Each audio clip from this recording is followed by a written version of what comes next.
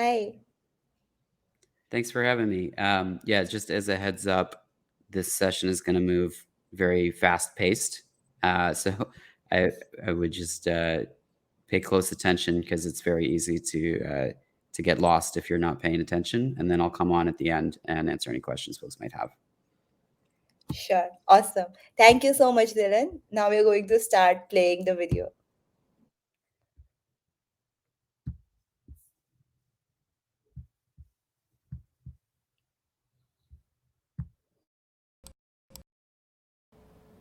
That worked?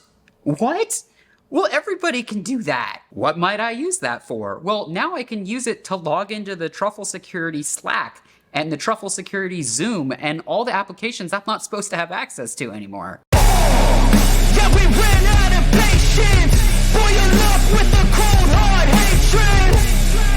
I can feel the vibration. Okay, I got some feedback at the last virtual conference I did at IWCON that my conference talk seemed too much like a YouTube video. So for this one, I'm going down small so we can do picture-in-picture. I'm gonna throw up that old slide deck, and then I'm gonna put all the bullet points of all the things that I'm gonna say before I say them. I'm just f***ing with you. Can you imagine? Okay, I have a new Google Oauth vulnerability to share with the world, but before I do, I have a story that I need to tell. It's like 8 a.m. on a Monday, the day that my company is launching a new secrets discovery tool, and one of the beta testers shoots me a note saying he found a critical security vulnerability. Like, are you f***ing kidding me? I'm relieved that he disclosed it before the launch, but now we have to literally drop everything and just focus on getting that fixed if we want to still launch that day. The issue was we were using the email claim in the Office 365 OAuth flow, and as it turns out, Microsoft doesn't verify your email, and it can be forged. Now, I thought I was going crazy because I thought that was like the whole point of OIDC. I don't know who you are, so I go to a provider I trust like Microsoft, and Microsoft tells me who you are. That's how I thought all the other OAuth providers did it. So we get it fixed in time, we have a successful launch, and afterwards we decide to do a short blog post crediting the researcher for finding the vulnerability. As I'm writing this blog, I'm thinking to myself, I should show off some other providers that you can trust the email claim for, maybe to throw a little bit of shade on Microsoft. So who do I look at as the bastion of OIDC, of who definitely does it right? Google. Everyone uses the email claim to validate identity with Google OIDC. Everyone. So I'm getting ready to take a screenshot of their documentation for the blog, and that's when I noticed something.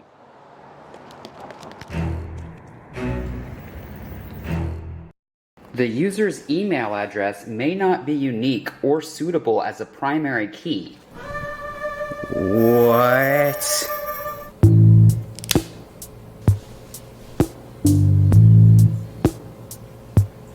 Okay, so normally what happens is you have your service provider, which is like your Zoom or your Slack or some kind of application that's providing you with a service, and they don't want to manage their own form of identity. So they'll defer to identity providers like Google or Microsoft or GitHub, where you already have an account and the service provider can just quickly use OIDC to get an attestation from the identity provider to say, yeah, that person is Jane Doe, and here's her email address. But what does it mean if your identity provider, Google, is telling you that there's more than one Google account that all have the same email address? They're saying you can't use email to identify somebody. But the thing is, everybody, Zoom, Slack, and the entire rest of the universe are doing just that. They're using email addresses to identify people. So how do we make sense of this?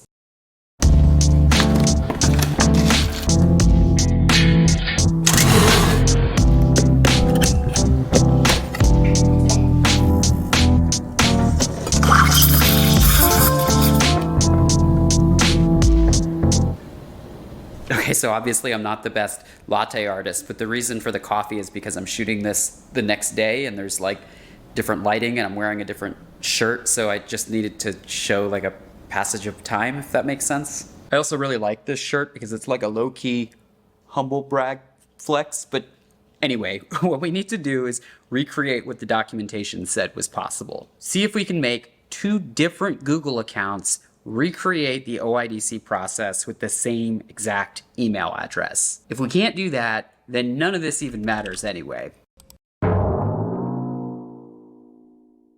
So Google won't let me create two accounts that have the same Gmail address, but I guess that's kind of obvious. But I wonder if you can change your email address of an existing Gmail account.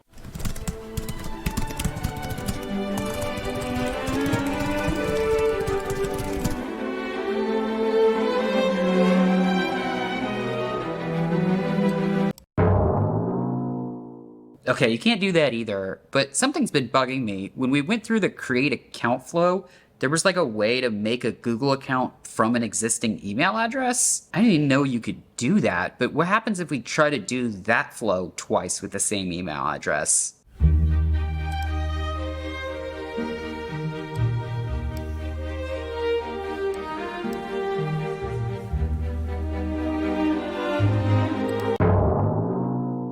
Okay, still can't do that, but before I go any further with the one account I just made, if I try to do an OAuth with this, is it gonna send that email over? Oh, it can. That's wild. So I'm OAuthing right now from a Yahoo email address using a Google OAuth flow. All right, I think I've got the whole picture now. I think the reason why Google has this like create from an existing email flow probably dates back to when they acquired YouTube, and there were a bunch of YouTube user accounts that they needed to like reconcile with Google accounts, and some of those YouTube accounts were created with non-Gmail email addresses. Regardless though, if you make one of those accounts, they actually have a built-in flow for changing your email address. So if last week I changed my email address, then this week somebody can make a new Google account using the email address I was using last week. And that's how we can have two different Google accounts from two different OIDC flows that both say janedoe@yahoo.com is their email address. So that could be a small problem with service providers. If they're keying off of my full email address and I change email addresses, somebody might be able to come along and take control of my service provider account. But what I'm more wondering about is there's a lot of service providers that won't key off the whole email. They'll just key off like the domain to figure out whether or not you're a member of a Google organization. And a lot of times you might have email aliases set up in a Google organization. So you might have a few different email addresses that all get forwarded to the same inbox. Like, can we make Google accounts with all of those email aliases? Oh my God, we totally can. Okay, so that makes this a whole lot worse. The IT admin of Truffle Security can offboard my main Google account, but they can't offboard this new account that I just created. So I can keep sending Truffle Security OAuth claims in the email address forever now. I also wonder what happens if you try to create a Google account with a plus sign in it, because usually those are just forwarded to your inbox, but there's no way that's gonna work, right? That worked? What? Well, everybody can do that. So here's the problem, all right? So let's say at some point in the future, I plan on quitting Truffle Security, but ahead of time, on my way out, I make a new Google account with this plus sign in it that I can verify ownership of because all the plus signs get forwarded to my currently active Google account. When I'm gone, I can keep using the new email account that I used, even though I've been offboarded from the Truffle Security organization. What might I use that for? Well, now I can use it to log into the Truffle Security Slack and the Truffle Security Zoom and all the applications I'm not supposed to have access to anymore. See how Zoom and Slack just let me join their team with this new plus sign account that I have? I wonder if there's actually any claim in the Google OAuth flow that lets you determine organization membership. The domain associated with the Google organization the user provided. Are you kidding me? HD? No wonder no one's using that. Why didn't they just name it org or organization? So just to summarize, we now have a reliable way to persist access to a whole bunch of different services that we shouldn't be able to continue to have access for after we're offboarded. I wonder how many services are actually in this boat. It's bad. It's bad. Basically, nobody's using HD. Also, HD is just sending the raw domain over. It's not sending an organization ID. So what happens if somebody deletes their Google org and then later someone else registers that domain and recreate? I'm gonna save that thought experiment for another day. Right now, I think it's time to just start doing some responsible disclosure. I'm going to start with Google. Maybe there's some big fix that they could push out on their end that would spare all these service providers from needing to change which claims they're validating.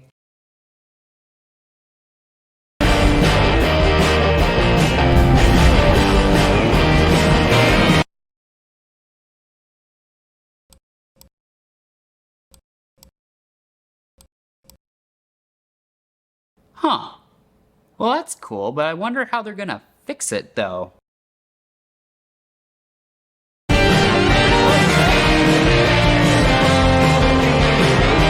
Yeah. How are they gonna fix it, though? Hi, anonymous Google product team. About 100 days ago, I disclosed a Google vulnerability that allows people to maintain access to their company's Slack, Zendesk, and Grafana indefinitely after they leave their company. The vulnerability combines a common OAuth implementation pattern and the ability to make Google accounts that don't connect to Gmail from an existing email address. Google will typically give a vendor 90 days before they publicly disclose a security vulnerability that they know about. So on December 16th, I'm giving a talk about this, whether or not it's been fixed. Now, I am not making this video to try to dictate your priorities. I get it. There's always a lot of stuff going on. Security is just one of many priorities to worry about. That being said, I do have a favor to ask. I'd like to know what recommendations to give people. Is the fix that you're going to work on going to make the email claim more reliable in the OAuth flow? Are you planning on making it so that when people create new Google accounts, they won't be able to use an email that's in an existing org?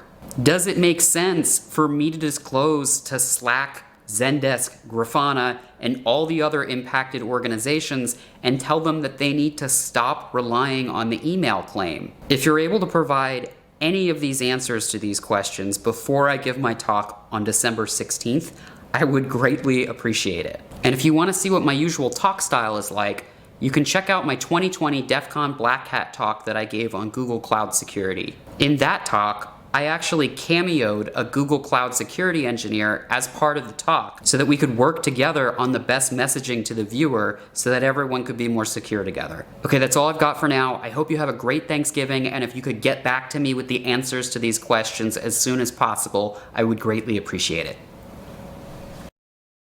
That should get their attention.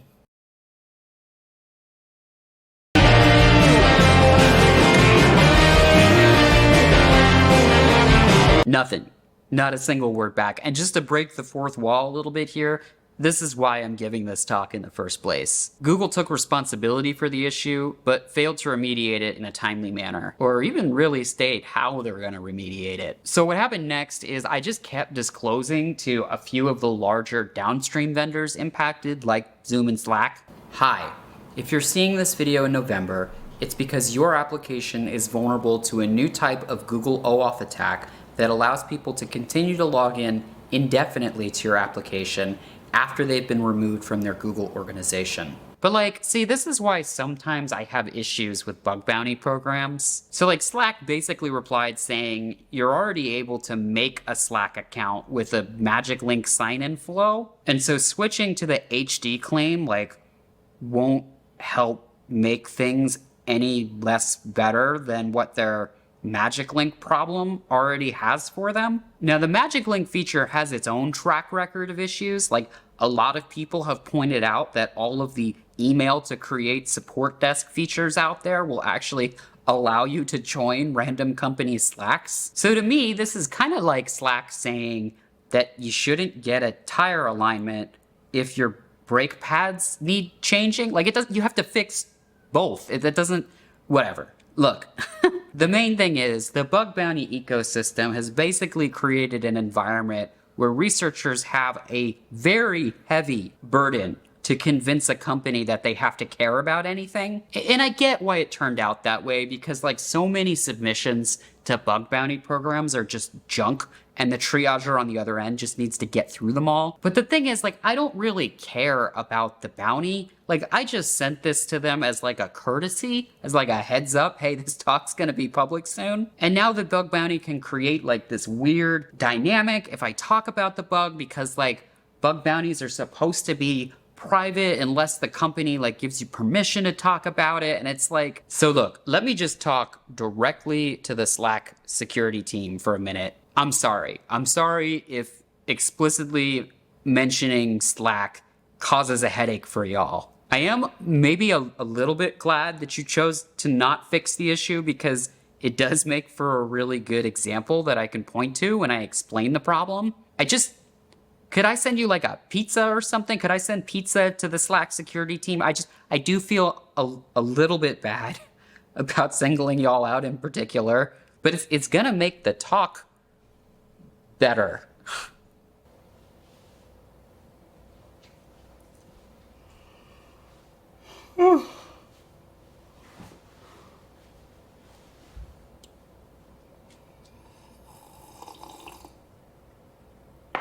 Okay, let's kind of just summarize here for a second. There's a new type of Google OAuth bug that allows employees at companies to keep access to their company's service providers like Zoom and Slack indefinitely after they quit or they're fired. Now, there's some remediations that both companies and the service providers of those companies can take advantage of. In some cases, companies can disable Google single sign-on for service providers that are vulnerable. In the case of Slack, you can also disable the login with email feature. What that means if you're a bug hunter is, if Slack continues to not fix these issues, you can potentially file them as misconfigurations against all of the companies that are using Slack if they leave Google single sign-on and email magic link enabled. Now, for service providers, the fix is pretty straightforward. All you have to do is switch from using the email claim to using the HD claim to validate organization membership. Now, one other thing that I noticed while testing is some identity provider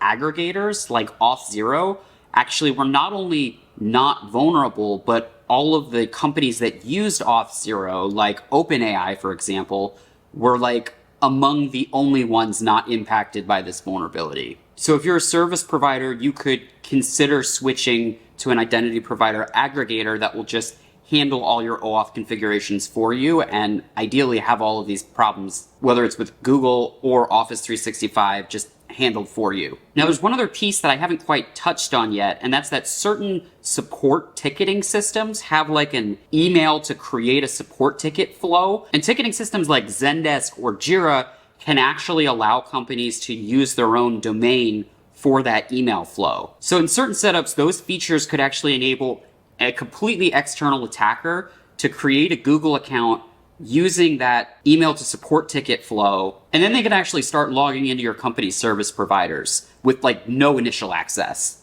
Now, the last thing I'll mention is I really do think that the best long-term fix is for Google to actually push some major change on their end, rather than companies and service providers having to play this game of like whack-a-mole and weird misalignment of like some service providers owning this issue and some service providers pushing it on you to just disable Google single sign-on. And I did get a commitment from Google that they are going to do something to help fix this, but I didn't really get any specifics about what that's going to be or even like a timeline of when they're going to do it. All right, I feel like I've communicated all the information that I wanted to communicate here, but there's still a bunch of time left over, and conference talks can be pretty prescriptive about needing to be exactly 30 minutes long. So for the rest of the time, I'm just going to sit here listening to relaxing music, drinking my coffee. So if you want, grab your own hot beverage of choice and join me to unwind a little bit for a few moments of Zen.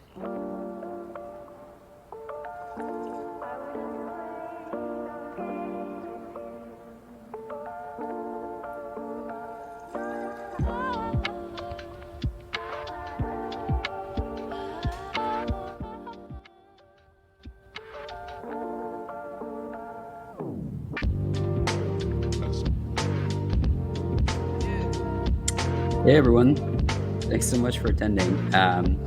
So I just want to give a quick heads up. If you joined in the middle or the talk was really fast and there were parts you wanted to revisit, it will be up on the YouTube channel that's posted here. And then if anybody has any questions, I'll be sticking around for the rest of the session window to answer them.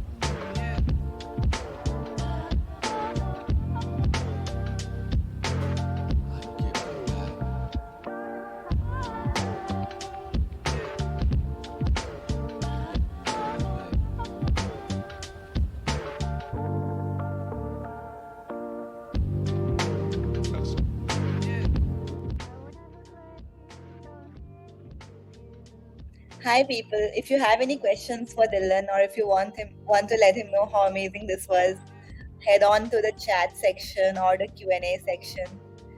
So we have a comment, it's not a question, but yeah. But thanks for this Netflix show, Dylan. Yeah, of course. Dylan sir doing double role here. Great talk. Thank you. I think None of these are questions. everybody is saying that they understood each and everything because you explained it so well in the video. Okay, so we finally have a question by Sumir. Can you link the article to the original blog finding reported? Like the vulnerability disclosure. I'm not sure if this chat allows for like quick replies, but I guess long story short was the vulnerability was originally disclosed to Google 135 days ago, and at this current moment, they still haven't pushed anything material on their end as a fix. So the report is still not public on their end, but I did just publish a blog on our site that kind of details a lot of the issues there. I just put it in the chat. And I guess on the Google side, a few days ago, they made some I guess small updates to their documentation, but still waiting on like a proper fix before I think they'll actually make that the bug public. I don't think they usually do that until they've considered the issue remediated. Got it. Thank you for the answer. We have another question by Siddharth. Is it only Google or you found similar issues with other email providers? Yeah, that's a good question. So it's less an issue with email and more an issue with OAuth. And what got me to sort of first look into this in the first place was someone else had found issues with Microsoft's OAuth flow.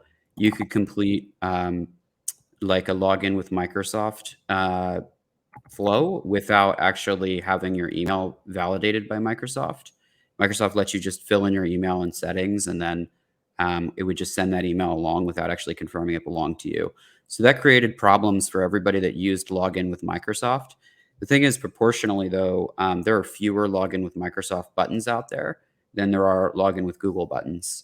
So I was originally just trying to like publish a short blog talking about the login with Microsoft issue, and I was going to point to Google as like, well, here's how you're supposed to do it. And then that's kind of what led down the rabbit hole of, wait a minute, Google is doing some funky things with their email flow as well. So if there are other like login with blah buttons out there, I know there's like login with GitHub, login with, a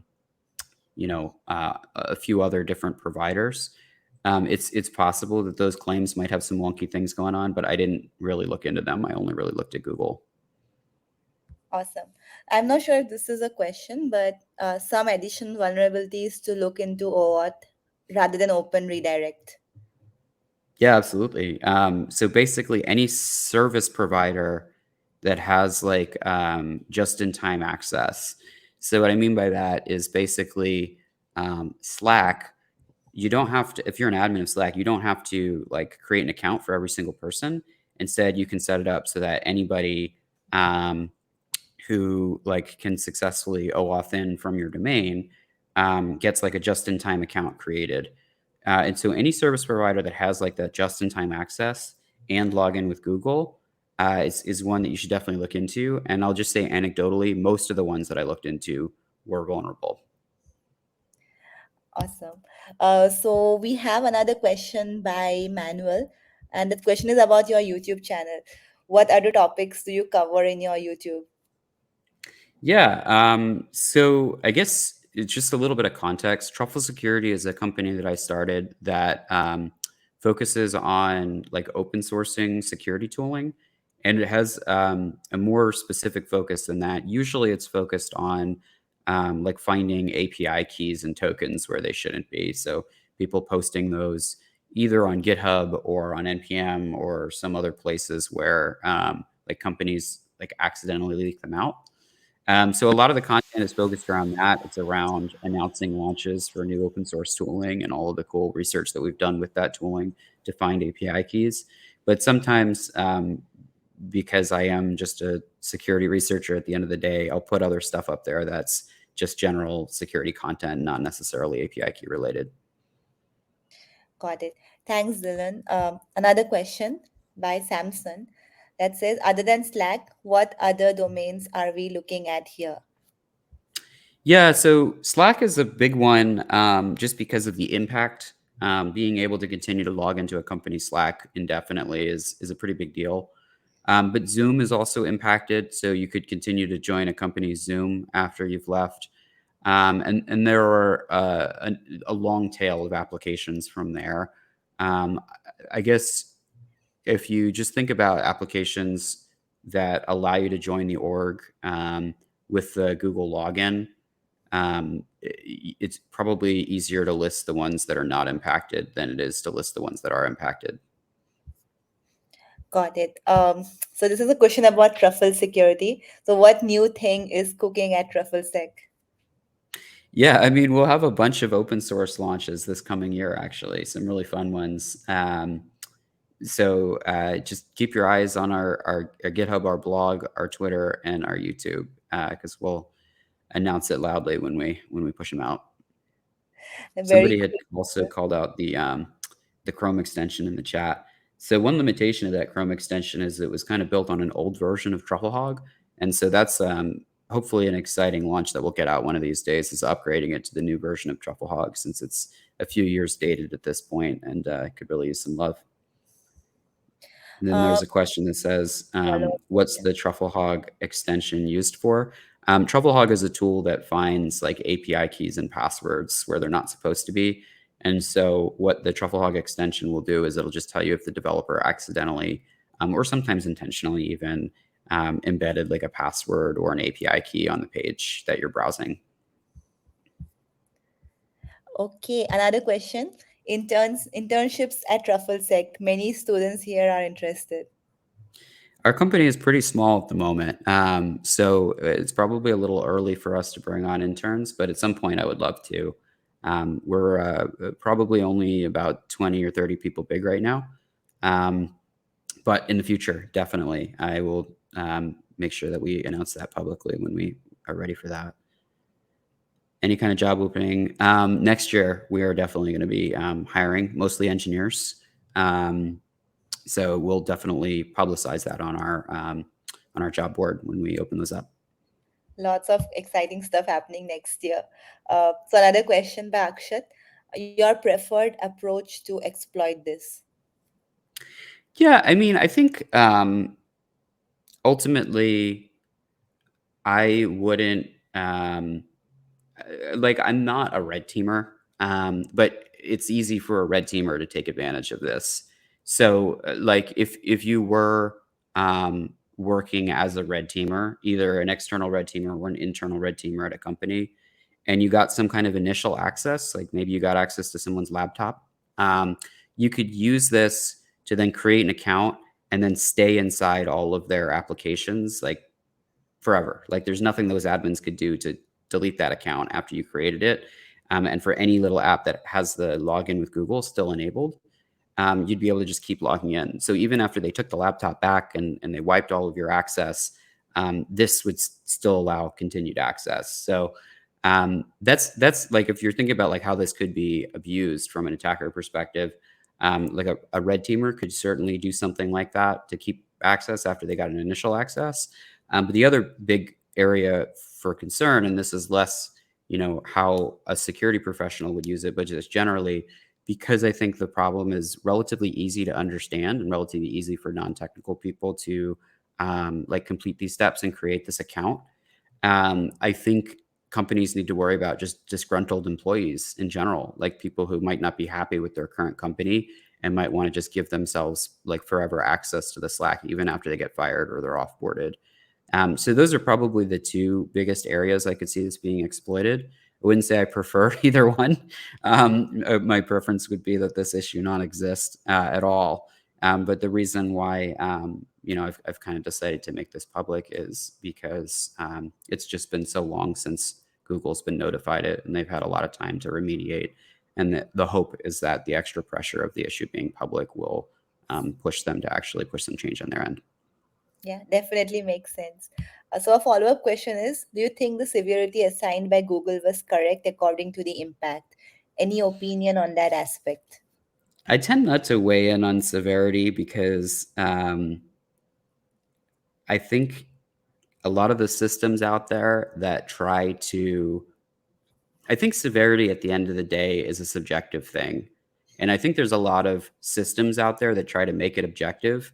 But if all your criteria for making a subjective thing objective is made up of a bunch of subjective things, it just ends up being subjective at the middle. Like someone puts their finger up and they say, I think it's a 2, I think it's a 1, I think it's a 5.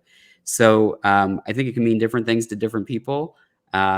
People that are worried about disgruntled employees, maybe it's more severe for those organizations. People that are worried about red teamers keeping access, maybe it's more severe for those organizations. And there might be some organizations that just don't give two hoots, like maybe a university that kind of assumes that their Slack and Zoom are semi-public anyway, and they don't really mind that people are able to keep access. So severity is a subjective thing. I'm not going to weigh in too much on what they labeled it or what other people think it is. I invite you to just judge for yourself and your own organization and circumstances for how severe you think the issue is. That's very good.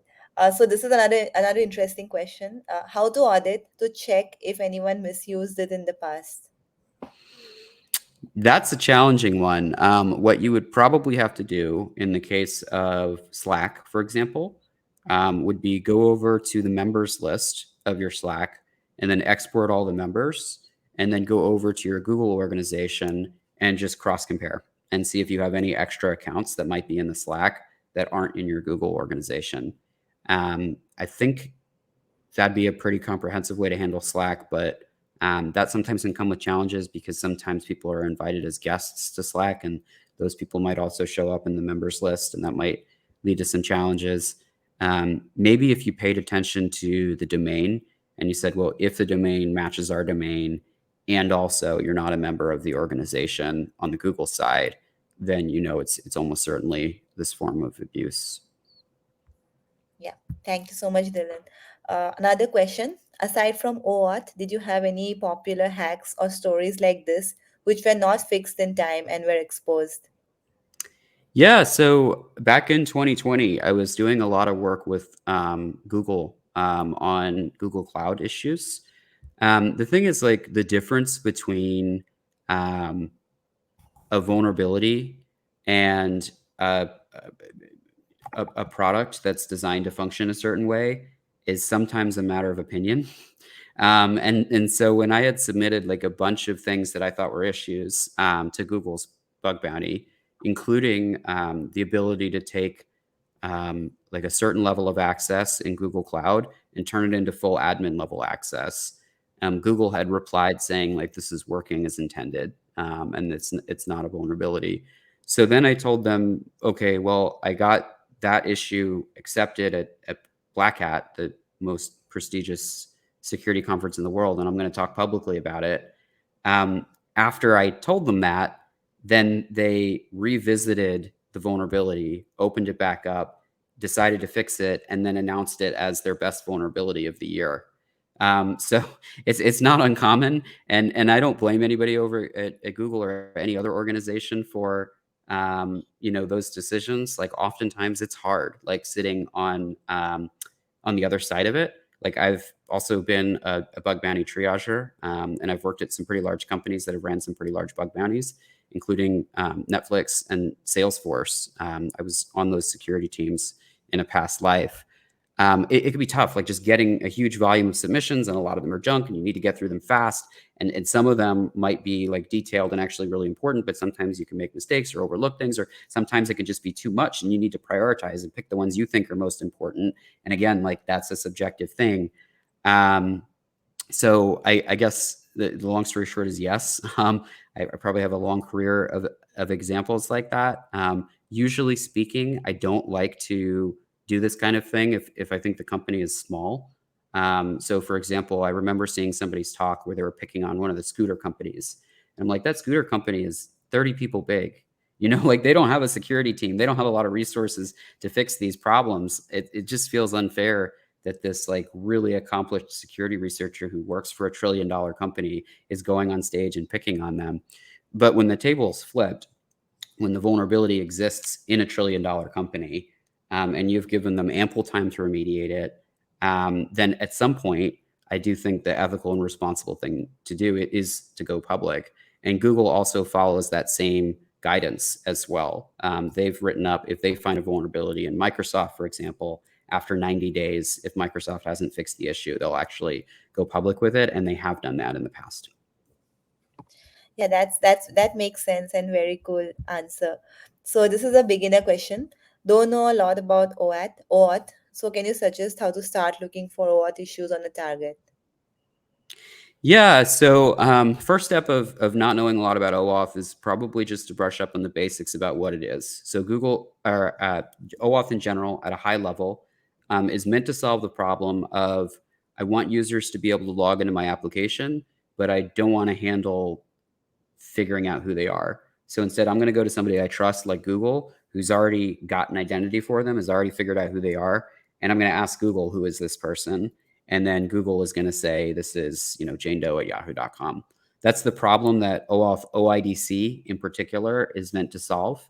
OAuth as a whole can also grant some additional access than just identity. So Google could also, for example, allow me access to some of that user's resources, like allow me to download their Google Drive files and things like that if the user gives me that permission. So OAuth can cover a wider scope than just OIDC, which is mostly just focused on identity. But once you kind of get a feel for that and how that works, then you can kind of, I think, start to dig into some of the security controls around OAuth. Like cross-site request forgery, I think, is actually a pretty common OAuth issue if you don't implement the state parameter as one example. But before you can get to that point, I think it probably just makes sense to start with some of the basics of just what is OAuth and maybe set up a very simple application of your own with OAuth just to get a full sense of what it is and how to implement it. Right. The next question is, as you said, you worked as a triager. Any tips on how to get in? Yeah, so I worked as the second stage of triage. So the first stage of triage is people whose full-time day jobs is just triage. And that's a hard job. I don't know if I would even recommend that job because you're given time limits of how many you have to get through. You have a lot of people that are angry with you, and you have to deal with people that are arguing for more money. Sometimes people like almost extorting or blackmailing you, saying like, if you don't pay me this much money, like I'm going to exploit this vulnerability. It's not a comfortable place to be, basically. I worked in the second tranche of triage, which is that first tranche already took their pass, and then they tossed it along to like the company's security team, which was me. So I had a bunch of other responsibilities. One of them was sometimes handling the issues that came in through the first tranche of triage. So I guess that's a long-winded way of saying I've never actually done that first job, but I know it's a hard job. And I'm not sure if I would recommend it as a career path, but I also don't know the best path to get in either, since I've never done that one. Another question is, how can we bypass during third-party authentication? I'm not sure I fully understand the question. Could you clarify a little bit if you're able to in the chat? Hi, Anurag. If you could clarify the question on the chat, it would be really cool.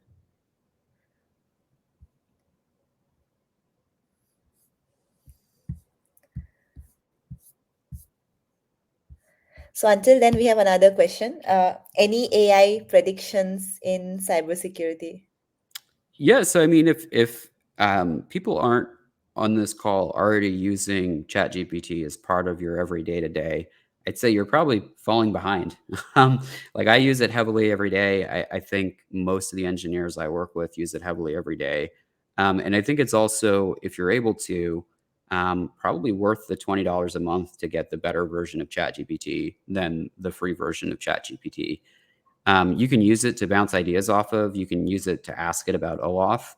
And what I also really like using it for is it's got this feature, I think, called data analysis that I don't think really does a good job of like actually explaining everything that feature can do. But basically what it is you tell it to do some task, and then it'll write a Python script to do that task.